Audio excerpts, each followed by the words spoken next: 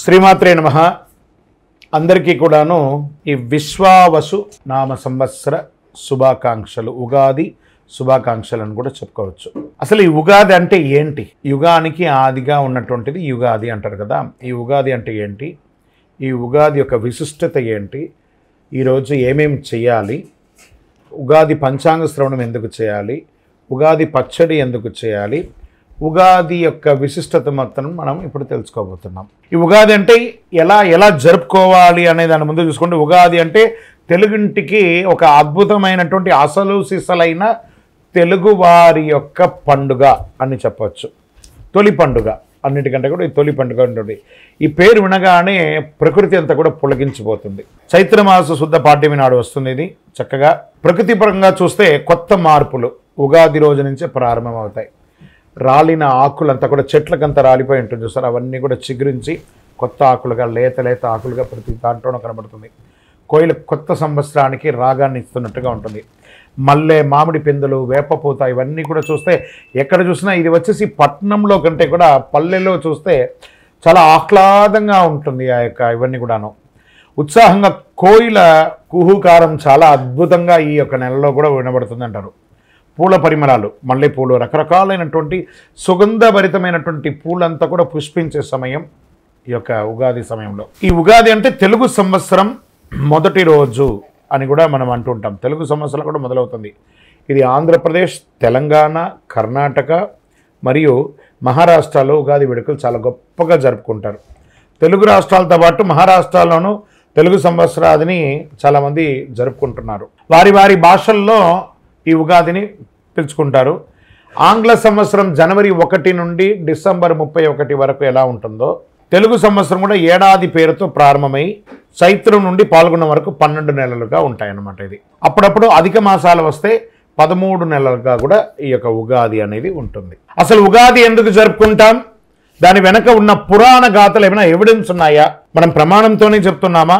చైత్రమాస శుద్ధ పాడ్యమి రోజు ఉగాది జరుపుకుంటాము. అగస్య ఆది అనేది ఉగాది. ఉగ అనగా నక్షత్ర గమనం, జన్మ, ఆయుష్ అని అర్థం అన్నమాట. ఆది అనగా మొదలు, ఈ రెండింటిని కలిపి ఉగాది అయింది. ఈ రోజునే బ్రహ్మ సమస్త సృష్టిని ప్రారంభించాడని పురాణాలు చెప్తున్నాయి. వైకుంఠనాథుడైనటువంటి విష్ణుమూర్తి మత్స్యావతారాన్ని ధరించి వేదాలను హరించిన సోమకాసురుని సంహరించి వేదాలను బ్రహ్మకు తిరిగి అప్పగించినటువంటి పర్వదినం ఉగాది. శాలివాహనుడు పట్టాభిషేకుడై శౌర్య పరాక్రమణతో శాలివాహన యుగకర్త బాసిలింది కూడా ఈ ఉగాది నాడే అని పురాణాలు పేర్కొంటున్నాయి.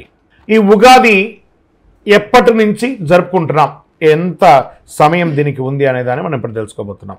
ఉగా అంటే నక్షత్ర గమనం, దీనికి ఆరంభమే ఉగాది అని అర్థం. బ్రహ్మకు పగలు అంటే మన లెక్క ప్రకారం, ఇది ఆ సంఖ్య నాకు రావట్లేదు, 4, 3, 2, 0, 0, 0, 0, 0, 0 సంవత్సరాలు. ఇన్ని సంవత్సరాలు, ఇన్ని వేసుకుంటే లెక్కేసుకుంటే ఇన్ని సంవత్సరాలు. రాత్రి కూడా అంతే అనమాట. అంటే బ్రహ్మదేవుడికి ఒక రోజు అంటే 8, 6, 4, 0, 0, 0, 0, 0, 0, 0 సంవత్సరాలు. 360 రోజులు పూర్తి చేస్తే బ్రహ్మకు ఒక్క సంవత్సరం అయినట్టు లెక్క.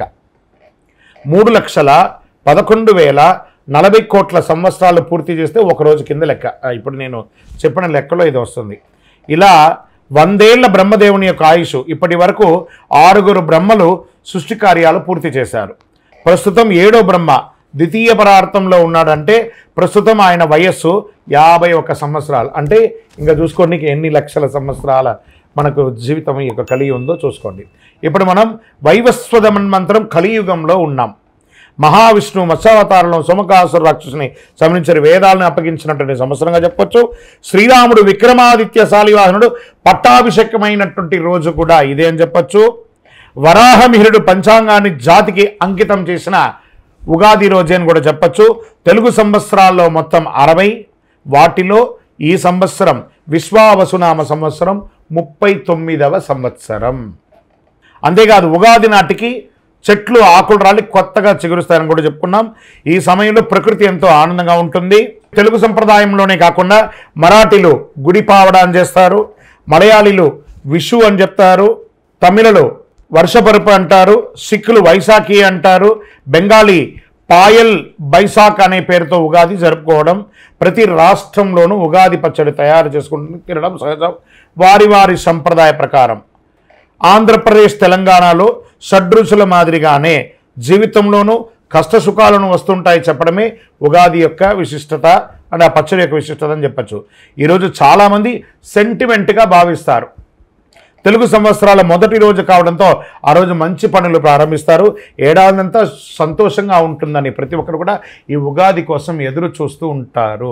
వారి వారి ఇళ్లలో వివాహ, ఉపనయన, గృహప్రవేశ, సంతానం ఇన్ని రకాలైనటువంటి శుభ కార్యక్రమాలన్నీ చేయడానికి భూమి కొనడం, భూమి విక్రయించడం, రిజిస్ట్రేషన్ చేసుకోవడం ఇవన్నీ కూడా ఈ ఉగాది నుంచి ఇక్కడి నుంచి ఆ నవరాత్రులు ఉన్నాయి చూసారా, ఆ రాముని యొక్క కళ్యాణం అయిన తర్వాత అందరి ఇళ్లలో కళ్యాణం జరగాలని ప్రతి ఒక్కరు ముహూర్తాలు పెట్టుకోవడానికి ప్రారంభమవుతారు. విజయోస్తు. పంచాంగ శ్రవణం. ఈ పంచాంగ శ్రవణం ఎందుకు చేస్తారు, అసలు ఈ పంచాంగ శ్రవణంలో ఏమేమి ఉంటుంది అనేది మనం ఇప్పుడు చేసుకున్నాం. ఈసారి వచ్చే ఉగాది ఏడాది విశ్వావసు సంవత్సరం 2025-26 నామ సంవత్సరంగా పిలుస్తున్నాం. ప్రతి ఉగాది నాడు పంచాంగ శ్రవణం జరపడం జరుగుతుంది.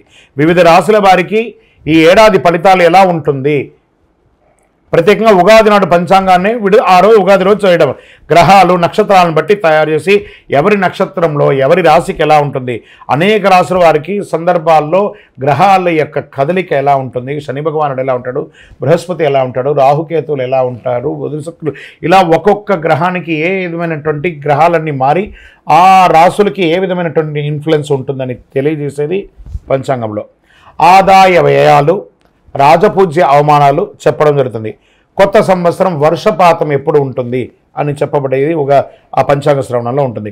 శుభముహూర్తాలు ఎప్పుడెప్పుడు ఉన్నాయి, తర్వాత కర్తరి ఎప్పుడు ఉంది, మూడాలు ఎప్పుడు ఉన్నాయి, ఈ వాతావరణంలో ఏమైనా తేడా ఉందా, తర్వాత సంక్షోభం ఏమైనా ఉందా, అతివృష్టి అనావృష్టి ఏమైనా ఉందా, పంటలు ఎలా పండుతాయి, ప్రధానంగా పెళ్లిళ్ళ సీజన్ అప్పటి నుంచి ప్రారంభమవుతుంది కాబట్టి పెళ్లిళ్ళు ఎలా ఉన్నాయి, ముహూర్తాలు అసలు ఉన్నాయా లేదా, తిరిగి ఎప్పుడు మంచి ముహూర్తాలు వస్తాయి. ఉగాది రోజున పంచాంగ శ్రవణం అన్ని దేవాలయాల్లోనూ అన్ని ఊరిలోనూ మన గ్రామ పంచాయతీలో కానీ రాష్ట్ర ప్రకారం అయితే పెద్ద పెద్ద అధికారుల ముందర కానీ లేదా గవర్నర్ బంగ్లాలోనూ సీఎం బంగ్లాల్లోనూ ఒక్కొక్క వారి వారి యొక్క ప్రకారం అందరూ చేసుకోవడం జరుగుతుంది.